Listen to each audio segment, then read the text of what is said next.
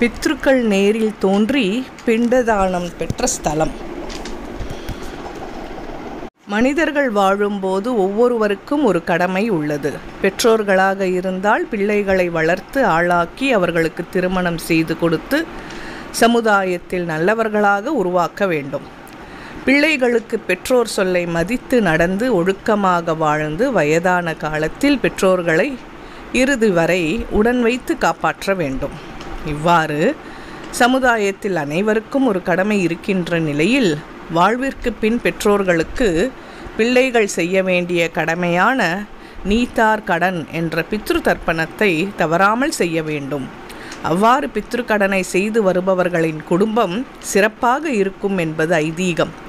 இவ்வாறு செய்யும் தர்ப்பணத்தின் போது பித்ருக்கள் நேரில் தோன்றி பிண்டதானம் பெற்ற ஸ்தலம் என்று எதை கூறுகின்றனர், எதற்காக அவ்வாறு கூறுகின்றனர் என்று தெரிந்து கொள்வோம்.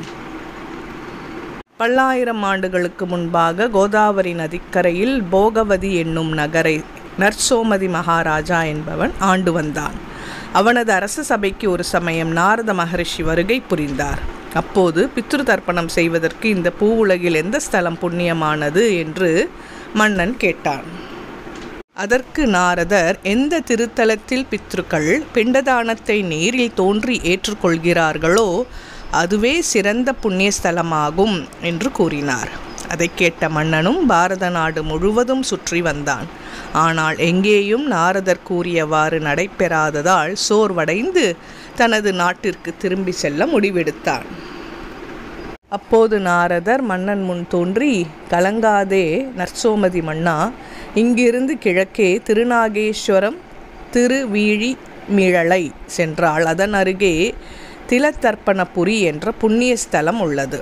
அங்கு ஓடும் அரசிலாற்றில் நீராடி உன் பித்ருக்களுக்கு திலத்தர்ப்பணமும் பிண்டதானமும் செய்தால் அவர்கள் உன் முன் தோன்றி அதை வாங்கி திருப்தி அடைவார்கள் என்று ஆசி கூறினார்.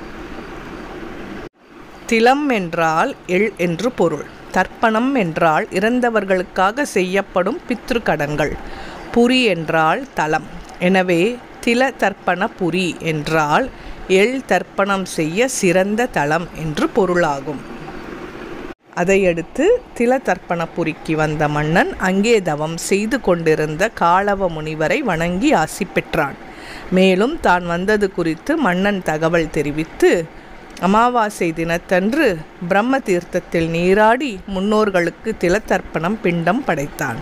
அப்போது பித்ருகள் அவன் முன் தோன்றி தங்கள் கரங்களால் பிண்டத்தை ஏந்தி சாப்பிட்டு மகிழ்ந்து நல்லாசி அளித்து மறைந்தனர். திலத்தர்ப்பணபுரியில்தான் ஸ்ரீராமரும் அவரது தந்தை தசரத மகாராஜாவுக்கு பித்ருக்கடன் செய்துள்ளார். அப்போது தசரதரும் நேரில் தோன்றி பிண்டத்தை ஏற்றுக்கொண்டதாக கூறப்படுகிறது.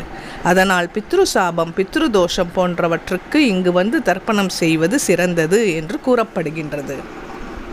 தங்கள் மூதாதையர் இறந்த நாள் தெரியவில்லை என்றாலும் இங்கு வந்து எப்போது வேண்டுமானாலும் பித்ருக்கடன் செய்யலாம். பித்ருகளுக்கு முக்தியை கொடுக்கக்கூடிய இறைவன் என்பதாலே இங்குள்ள இறைவனுக்கு முக்தீஸ்வரர் என்று பெயராகும். இத்தகைய சிறப்பு வாய்ந்த திலத்தர்ப்பணபுரி ஸ்தலம் மயிலாடுதுறையிலிருந்து திருவாரூர் செல்லும் பாதையில் உள்ள பூந்தோட்டத்திலிருந்து 2 கிலோமீட்டர் தொலைவில் அமைந்துள்ளது.